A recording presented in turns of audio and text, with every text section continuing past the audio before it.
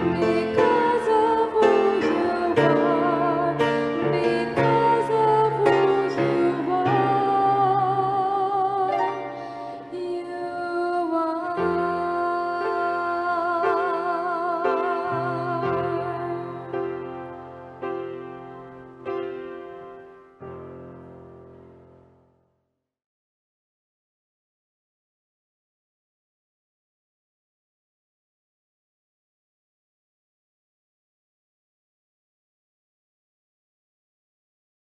Good evening, everyone, and happy Sabbath. To start our worship this evening, let's sing Wonderful Words of Life for our Singspiration, hymn number 159.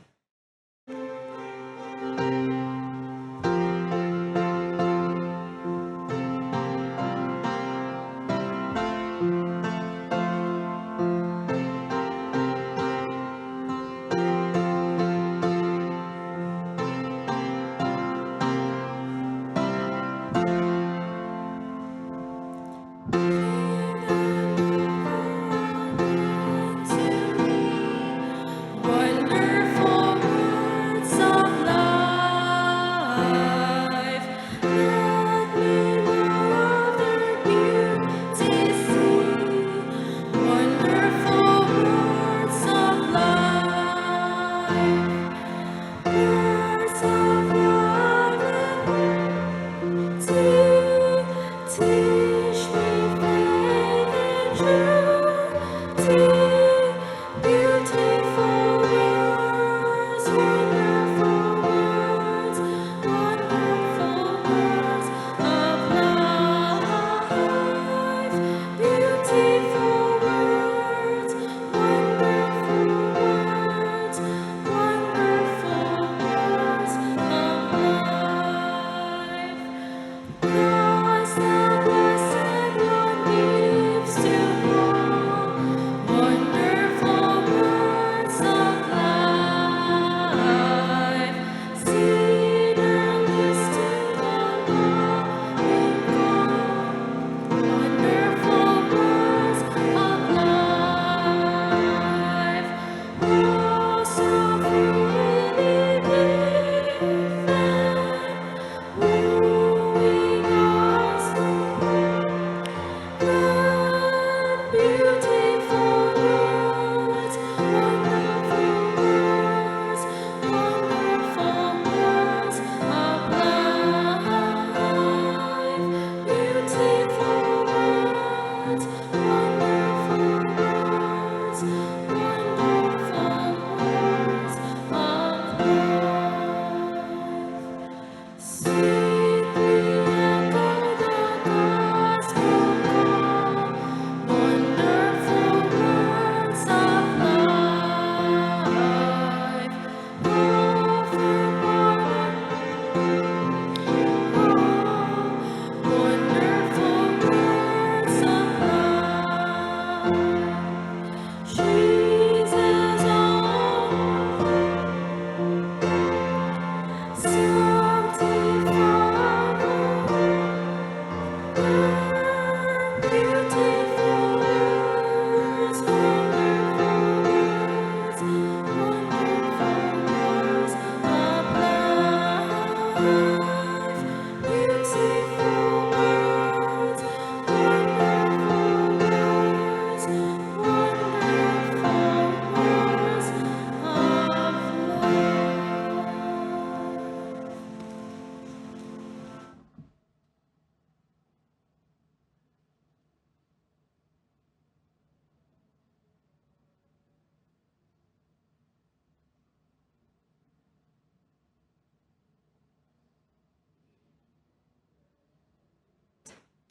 Good evening and happy Sabbath mga kapaglaom. Nasayod ba mo nga ang adlaw igpapahulay mura og atong hinigugma? Kay bahalag wala ta gihimo alang kaniya basta kay gihimo siya alang kanato. It is found in the book of Mark chapter 2 verse 27 nagaingon nga gihimo ang adlaw igpapahulay alang kanato dili kita gihimo alang sa adlaw igpapahulay. Once again, happy Sabbath and please i-greet ang inyong mga katapad og happy Sabbath and i-shake hands. So this evening my part is to read the participants nga naipart sa ato ang programa nini kagabhion. Our inspiration, wonderful words of life. After that, after this part will be the opening song, I Sing the Mighty Power of God. After the opening song will be the opening prayer to be led to us by Sister Mara Formentera. And then the musical offering will be offered to God by the Central Visayan Conference Choral. And then after the musical offering will be the message to be given by Sister Melanie A. Alboro. Then after her message will be the apple song by the CVC Choral, and then the closing song, My Hope is Built on Nothing Less, and then the closing prayer to be led to us by Brother Lauro Godeliano. Our pianist is Brother Wen Niven Gan Hinhin, and then our song leader is Sister Rogeline Porteza. Atong isentro ang ato ang kasing-kasing ugunahuna as we're going to worship our Lord this wonderful evening. Happy Sabbath once again.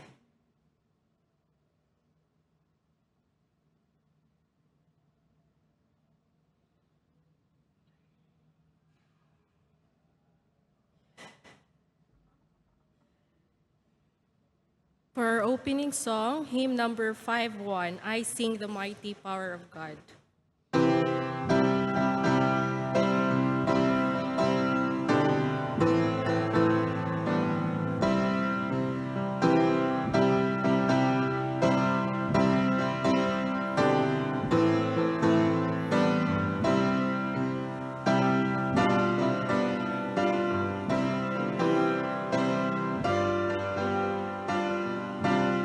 Shall we all stand?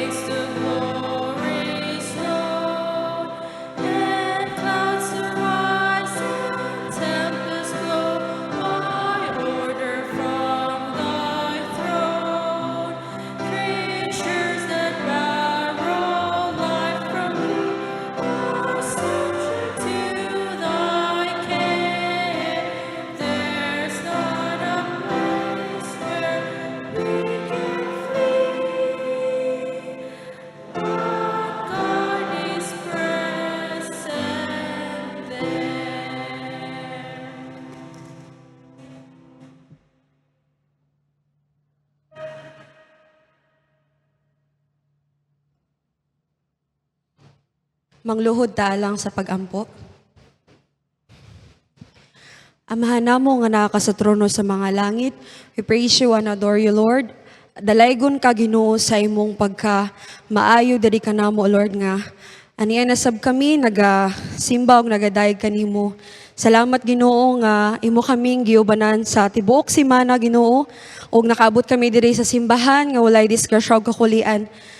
Ginoo, Salamat sa imong kapagkamaayo diri ka namo, Lord, sa mga blessings o good health nga magihatag, to the food that we eat, the air that we breath, and the water that we drink. Ginoo, kami nagaluhod timan sa among pagsimba ug pagdayeg dira kanimo. Ginoo, kami hinaot nga ang among pagsimba diri ningkab gabion hinaot nga imong panalanginan ang magadumala ang mga participants, Lord, especially ang speaker, Ginoo, nga hinaot nga samtang siya magatipik-tipik sa mga pulang, hinaot nga kini, Ginoo, nagagikan dira kanimo og kini mahitisok sa mga hunag-hunag kasing-kasing og ma-apply sa among pagkinabuhi ning kalibutan. Among gihangyo ang imong presensya nga magauban ka namo, Ginoo. Thank you for everything and forgive us from all of our sins sa buhat sa pulong ug sa hunahuna. Ikaw ra ang among gisalig sa ngalan ni Kristo nga among personal nga manluluwas. Amen.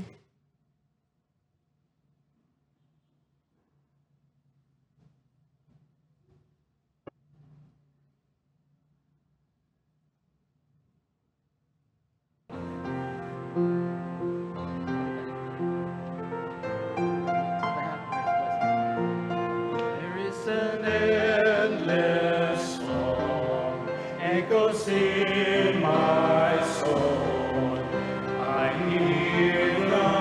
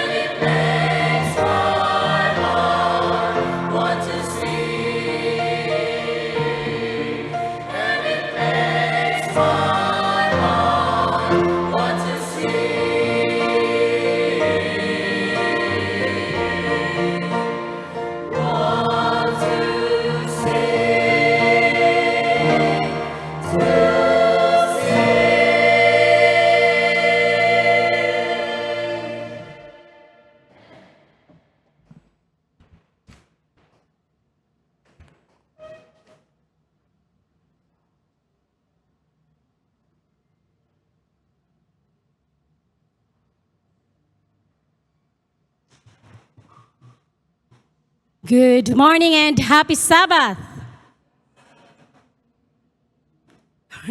Luya man again. Good morning and happy... Oh no, see? Nakabantay juday mo. Kay hinay inyong pagtubag. Okay. Good evening and happy Sabbath. Very good. It means to say you're listening. Okay, now. Sa online viewers, sa ato mga online viewers, maayong gabi o malipayong adlaw ipapahulay. Now, greetings to Pastor Samuel and Ma'am Nina Villarin o ang iyang pamilya nga anaa sa Florida, USA o si Ma'am LG Lorraine Gia Yulyaran nga anaa usab sa Minnesota. Sila naga-online kauban kanato karon nga nagahin sa ilang oras sa pagdaig sa ngalan ni Hesukristo. Okay, thank you CVC Choral for that wonderful and inspiring song. Despite your busy schedules as workers in God's vineyard, you still find the time to praise and worship His name. Now, since this month is dedicated to celebrating women, I'd like to take a moment to honor all women for their incredible strength, resilience, and achievements throughout history and in our lives today. Now, ang atong pag-studyhan karong gabi una, it's about the better part. Kung atong hisgutan ang ngalan nga Marites, of course, ilado kay na nga, unsa man? Ilado kayo nga, chismosa, di ba, kung Marites. Okay, kung atong paghisgutan nga ngalan nga Martha, ilado sad na siya sa kusina. Di ba? Now, we will be focusing the story of Martha and Mary. I know all of you nga mayingon na mo, ay, kay balo naman mi sa story ana ni Martha and Mary. Of course. Balik-balik man na. Sa lecture pa sa kababayan, starring po na si Martha and Mary. Now, kitang tanan, gakinahanglan dito og mga reminders. Even though mga pastors, they still need reminders. Now, ang story ni Martha, pagkagabi ana, before ang visitation, di nakatug si Martha. Naglibog siya.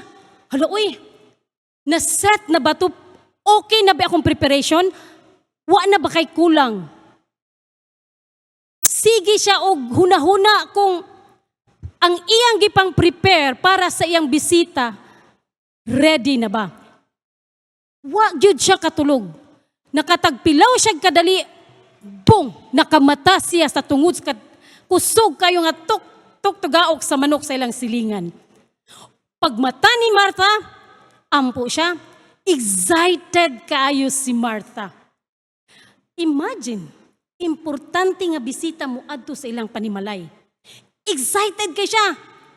Adto na din siya sa kusina. Pag umanyag ampo, diretso siya sa kusina. So mao na known kay Martha, kumihog Martha, ilado kay siya sa kusina. We will study kung unsa ang karakter ni Martha. Pag-abot niya sa kusina, iyan nang gipang check. Okay na ba tanan niyang lutuunon? Because si Martha ilado nga maayo muluto. Kanagay kaslo nun, di ba? Excited kaayo. Di gani na katog. Labi na ang lalaki. Sobras ka-excited. Ay kabuntag, wa na, dako kay aybag, kay wa katarong og tog. Kani si Martha, gamay ra kay ang oras pagtulog, kay excited kay siya nga maabot na si Ginoong Hesus. Og sa dihang sa iyang pagka-excited, nalimot siya. Nga, ang iyaha magong pangunahon na siyang kaugalingon, perfectionist manggod si Martha. Gusto niya nga perfect tanan. Nga di siya maulawan. Makarelate, daghang makarelate ana. Now, in Luke 10:40 tells us that unsa daw kuno? Martha was distracted by all the preparations that had to be made. Ngano na distract siya? Kay ngano tan-awa ha?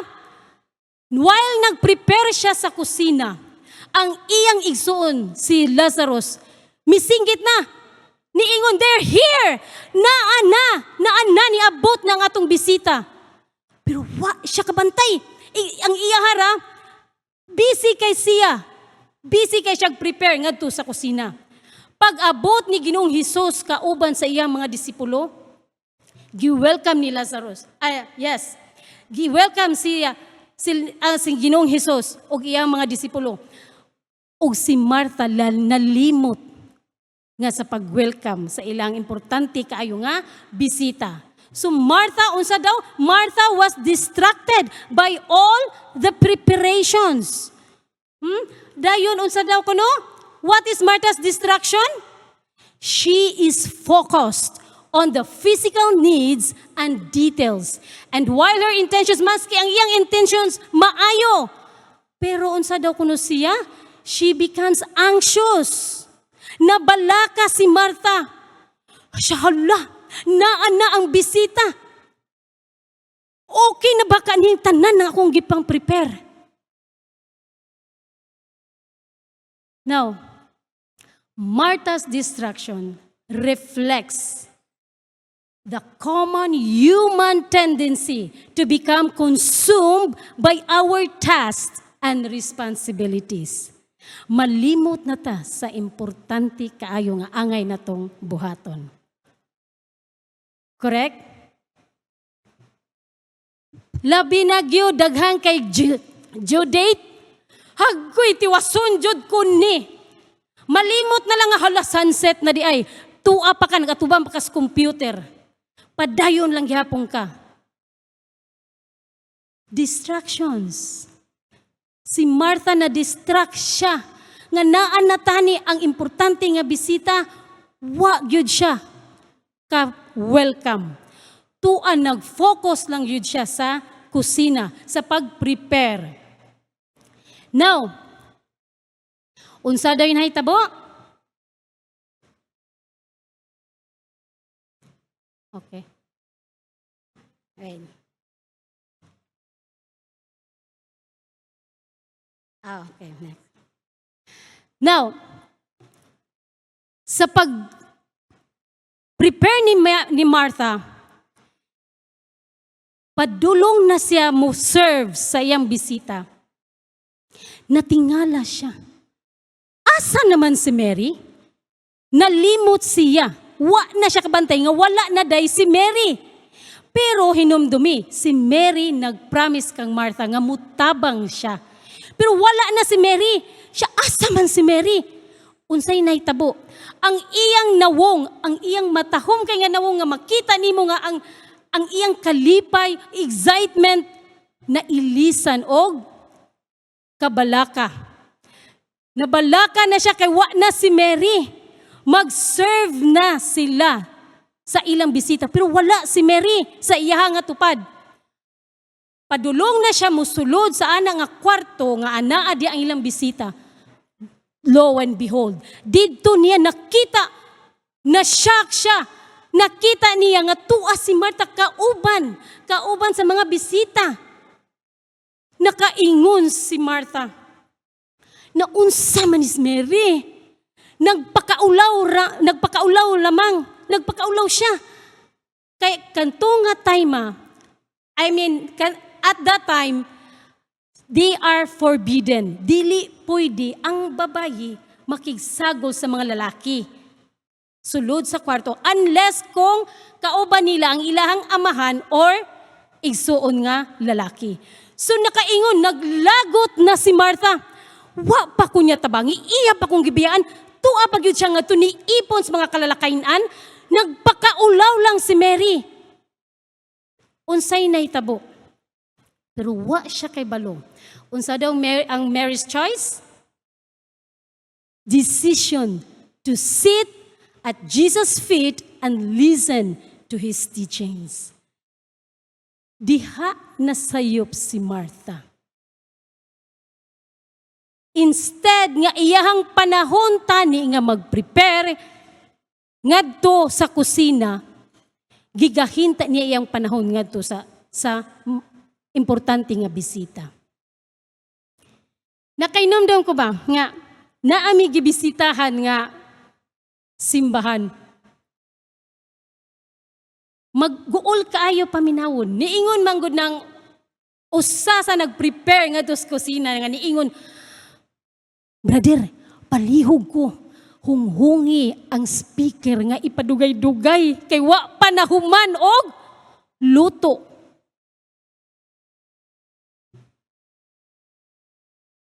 Kato si igsuon, sayang kaayo nga panahon na tanito niya nga mabusog siya sa espirituhanong nga kalanon, iya lang gibaliwala. Di ba? So kanang masusulubon kayo ba nga imbis nga prioritize time with Jesus, unsa daw? Gibaliwala lang ni Martha. Inana pud ba kahata? Imbis naatay time patani. Gahinan gyud dapat nato si Ginoong Hesus. Pero mas gahinan pa nato sa pag-update sa media kung unsa nay nahitabo ni Duterte kung nakagawas na ba siya. Mas busy pa kay tag-update. Busy pa kay taog tan-aw sa cellphone. Wa na ang Biblia. Gipa-dapli na lamang. Di ba, no? Kuan kay baka nang makasusulubon kayo. Now, prioritize time with Jesus. Now, Mary's choice to sit at Jesus' feet and to listen to Him, maunay highlights the importance of prioritizing our relationship with Jesus. Unsa man, of course, we have to spend time to Jesus through prayer, meditation, reading or studying or listening God's Word. Kung ato ning buhaton, maoy mahinungdanon kayo sa ato nga kinabuhi. And dili nato i-allow, we will not allow busyness distract us from nurturing our spiritual life. Okay. Pagkita ni Mary, pagduol niya, ni Martha, pagduol niya ngadto kang Mary, wa siya kapugong. Iyang giingnan si Ginoong Hesus. Oh? She came and asked, Lord, don't you care that my sister has left me to do the work by myself? Imagine, nakadare si Martha ug ingon ana pangutana kang Ginoong Hesus, Lord, don't you care? Do we sometimes questioning our Almighty God? Lord, asa ka man? Gipangga po ba ko nimo? Labi nang naatay mga pagsulay. Lord, asa naman ng hustisya ug ang gugma nimo, Lord? Ngano inani man akong kinabuhi? Ang uban, wa gatarong og serbisyo. Pero okay lang kinabuhi. Pero ngano ako, Lord, tarong kay ko nagserbisyo, nganong inani akong kinabuhi? Nganong nainani ko? Do we questions?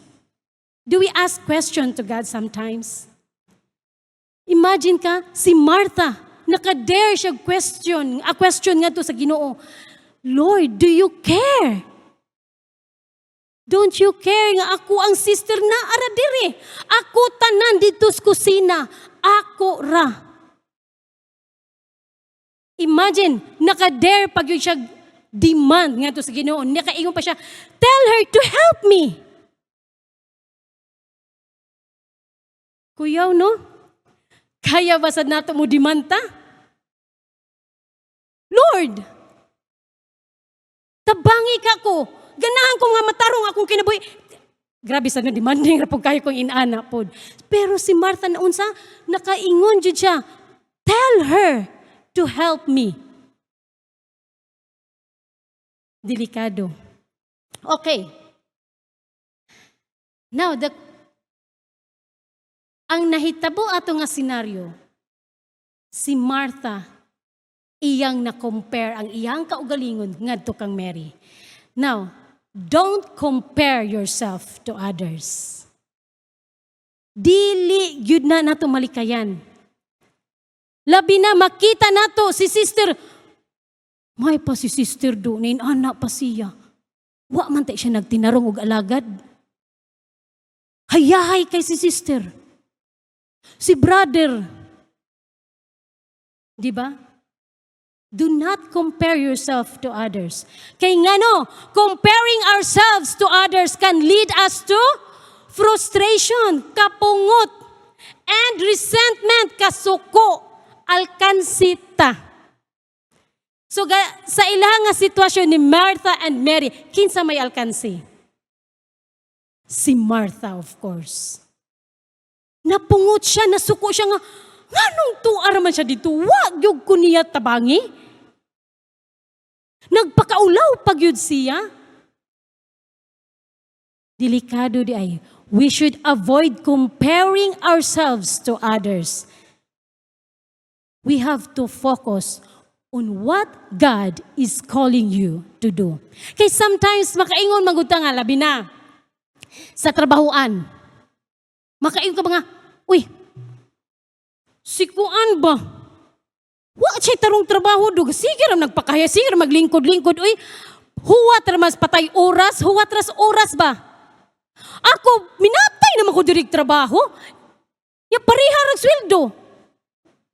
Kinsay alkansi? Ikaw. Kay nagminatay pagagtrabaho, nasuko pa ka, napungot pa ka, nakasala pa ka. Dayon madaot pag yun imong health. So do not compare yourself to others. Likayan tana. Kay maupod na ang gibati ni Martha ngadto kang Mary. Okay. In Galatians 6:4-5, it says, each person should judge his own actions and not compare himself with others. For then he can be proud for what he himself has done. Each person must be responsible for himself. So, ato na lang likayan nga mag-compare ta. Even though nga di yun na nato likayan, malikayan, paningkamutan ta na nga makalikay juta na nga pamatasan. Kay dili maayo. Kita ra ang alkansi. Okay.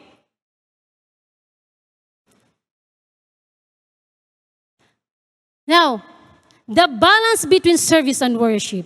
Jesus reminds us that spiritual growth is essential and that we should not neglect our relationship with God, even in the busyness of life. So we must find balance dapat. Even though nga maayo man ang work o ang worship, dapat should go hand in hand. Pero unsa daw kuno, dapat mag-unag yun ang worship. Dili nga trabaho dayon. Kasagaran nato karon, una ang trabaho, awahi ang worship.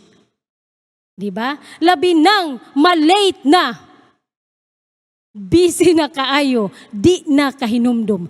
Usahay, dali-dalion pagyud ang pag-worship. Usahay, wa na i-worship, diretso na lang ampo. Di ba? Okay. Now, God values the heart, not just the actions. Jesus was not criticizing Martha's desire to serve, but rather her anxiety and overburdening herself with dust. So si Ginoong Jesus, wala siya nag-criticize sa tinguha ni Martha nga mo serve siya ngadto kanila. Pero nakita ni Ginoong Hesus ang kabalakan ni Martha.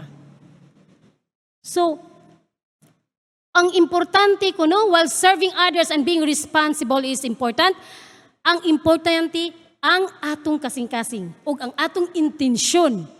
Bisan pa daw kuno nga ang pag-alagad sa uban o pagdala sa responsibilidad, importante ang kasing-kasing. Balikon dyan ako ha, ang kasing-kasing o intensyon luyo sa atong mga buhat maoy labaw nga bili sa Dios. Kay naay uban pakitang tao lamang. Nga maayo kay siya. Gusto lang siya nga para lang yun sa iyang dungog. Hala, serbisyo ang kunon tanan nga departamento ug unsa pa na nga mga responsibilidad sa iglesia. Kay ang giapas ra ang dungog. Ato na nga likayan. God values our connection with Him more than the quality or quantity of our work. Naamanggoy uban nga trabaho lang nga trabaho. Pero ang kasing-kasing unsa man kontra gusto. Wa dayto ganahi. Pero ang iya halang pakita ra siya nga ni trabaho, nga maayo siya ni trabaho. I, the Lord, search the heart and test the mind to give every man according to his ways, according to the fruit of his deeds. Jeremiah 17:10. Now, atong padayonon, the Lord answered, pag-question ni Mara, pag-ingon niya ni Ginoong Hesus, Lord, don't you care? Tell Mary nga mutabang nako. Unsay gitubag ni Ginoong Hesus kang Martha? Martha, Martha, you are worried and upset about so many things. But unsa ra daw? Usara gyud kabuok. Usara ang gikinahanglan. Only one thing is necessary. Mary has chosen what is best, and it will not be taken away from her. Usara tani ang gikinahanglan ni Ginoong Hesus. Ang panahon nga naa siya, si Martha dapat ngadto kang Hesus. Pero asa siya? Tua siya sa kalibutanong mga trabaho. Gikalimtan niya ang importante. Time to God dapat. The better part, unsa daw, the better part cannot be taken away, is the time spent with God. Do we still have time to God? Or gamay na lang? Or wa na gyud?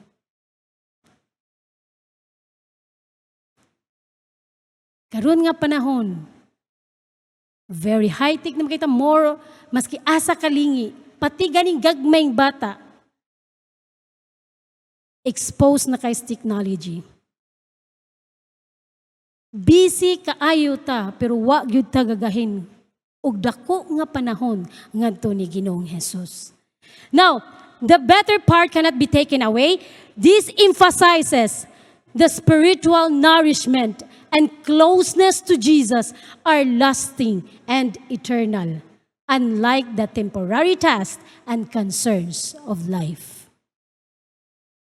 Time spent with God sa pag-ampo o sa pagsimba, adunay walay katapusang bili. Pero usahay mo simba ta kay tungod lamang kay mauman ko no ato ang gigdak-an nga musimba gyud kada Sabado. Dili. When we go to church, of course, our hearts, our mind must be focused to God. Dili nga naa ka sa simbahan, naa ka sa iglesia, sulod sa iglesia, pero busy gihapon ka sa cellphone. Busy gihapon og tan-aw sa cellphone. Busy gihapon og update sa imuhang mga higala, magsigi og stinoryahay, magsigi og kumustahay.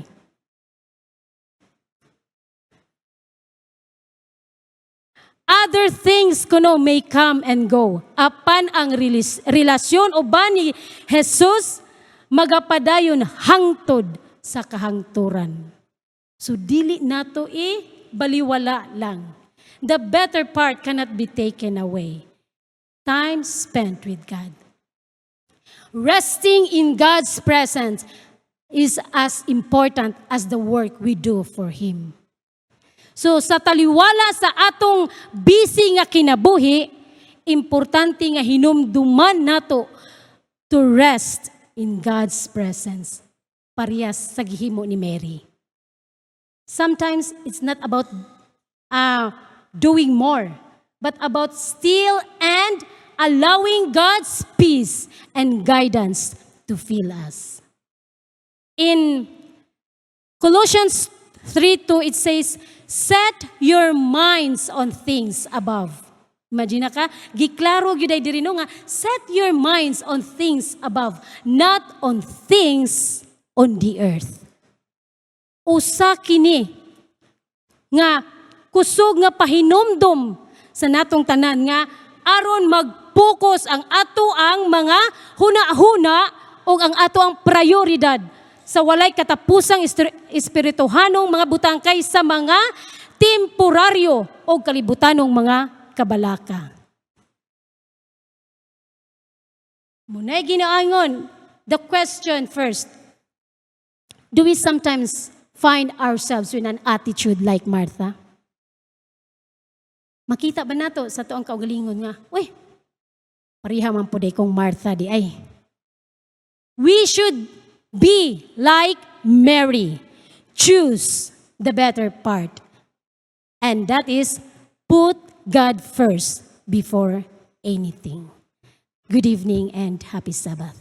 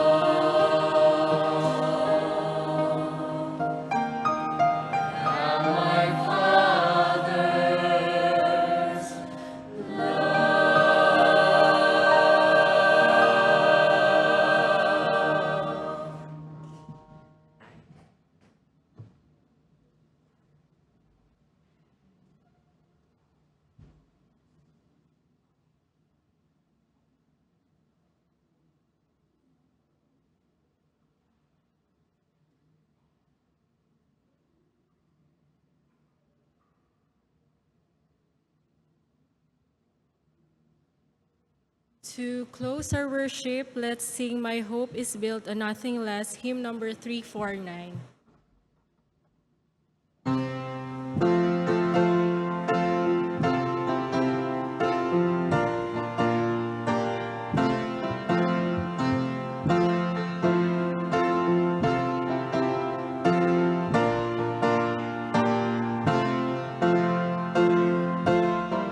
Shall we all stand?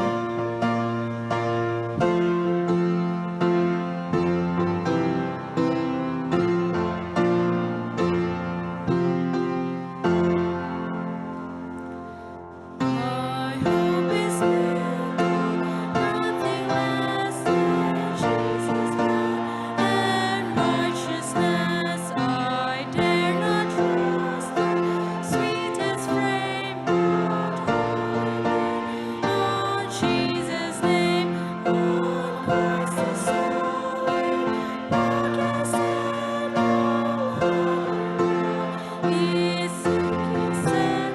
All other ground is sinking sand. When darkness seems to veil its face, I will sing unchanging grace in every hour. Stormy gale, my arms within the veil. On Christ the solid rock I stand. All other ground is sinking sand. All other ground is sinking sand. He sought his coming out and light, so boldly now will we fly. When all around us gives way, my hope and stay on Christ the solid rock I stand. All other is sinking sand. All other ground is sinking sand. When he shall come with trumpet sound, oh, when our Lord in him may found, and in his righteousness all Christ to stand before thy throne. On Christ the solid rock I stand. All other is sinking sand. All other is sinking sand.